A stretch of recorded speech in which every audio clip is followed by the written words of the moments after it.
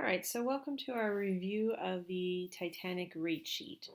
We're going to be calculating crude death rates for the whole population and then also for women and for men, and then looking at the odds of a man dying compared to a woman, basically trying to answer the question here, were men more likely to die on the Titanic than women?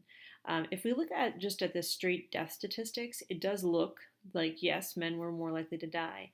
But then if we go back to the populations, we see that we had a very different number of men and women who were aboard.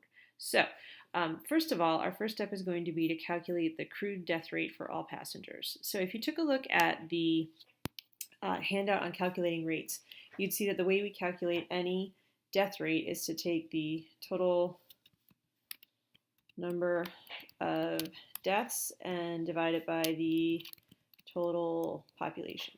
So in this case, we've got the total number of deaths, which is the number of deaths among men, plus the total number of deaths among women.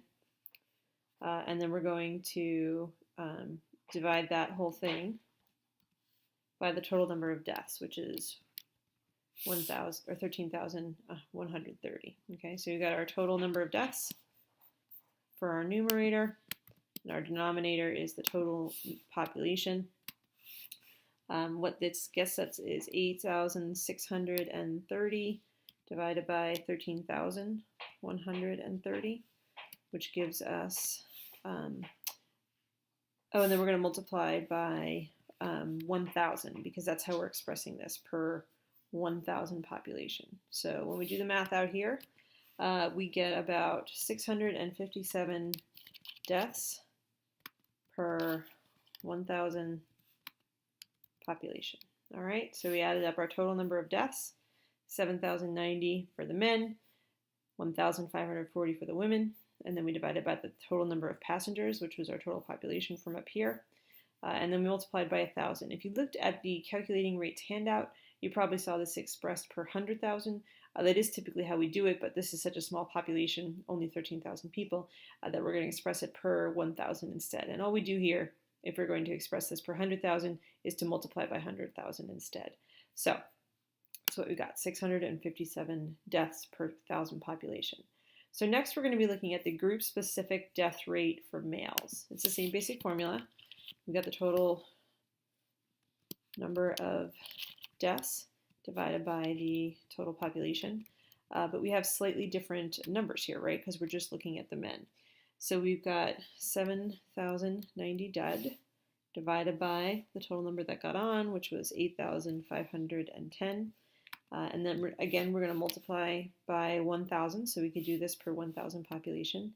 And then what we get here is 833 deaths per 1,000 population. Deaths in there. Okay, so that's our group specific death rate for men. Now we're going to break out the same thing for the women. Again, same basic formula, total number of deaths divided by the total population.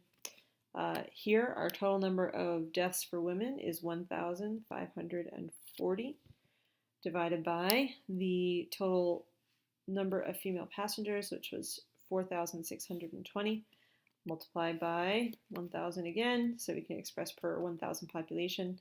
And here we get 333 deaths per 1,000 population. All right, so answering our question, whether men were more likely to die, it is starting to look that way. Men were definitely more likely to die than the general population, 833 deaths, more among men than just among everyone.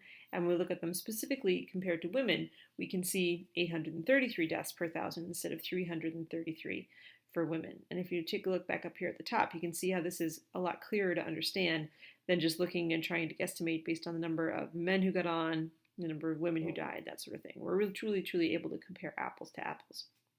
So the next step, by calculating the odds ratio, we'll actually be able to figure out exactly how much more likely men were to die. So we're going to fill out our 2x2 contingency table, and our cell A is going to be the number of men who died. So that's 7,090. and then the number of men who lived. That number, just from the top of the chart, is 1,420 from the top of the worksheet there. Our number of women who died, this was 1,540. And then the number of women who survived is 3,080. Okay, so we're going to use our formula here, which is just based on our table, AD divided by BC. And if you fill those cells in, what we end up with is 7,090 times 3,080, which is our numerator, divided by B times C, which is 1,420 times 1,540. You can do the math out on your own there, but what we end up with is 9.99. So what that tells us when we interpret the results of that calculation is that men were 9.99 times more likely to die than women. So, in terms of what we're seeing here, this is a cultural phenomenon, right? This is women and children first. If you've seen the movie, you see how many of the men stayed on board the ship to make sure that there was enough lifeboat space for the women and the children. Although, again, if you've seen the movie or if you've read anything about the Titanic, if we added in some additional factors, like say maybe socioeconomic status, since we're about to move into our unit on health disparities, it's interesting to wonder whether these numbers would be the same. If we looked at deaths for men and women, say maybe just among first-class passengers, how would that have worked out? So maybe it was women and children first, unless you're rich, in which case you get your own lifeboat. At any rate, this is how odds ratios work. It gives you the ability to calculate a specific number that tells us how much greater a person's odds are of the outcome, which in this case is dying, based on the exposure, which is the gender of the male gender of the person on board the ship. So again, please remember to bring a completed copy of this Titanic rate sheet to class on Monday. Email with any questions, and I will see you then.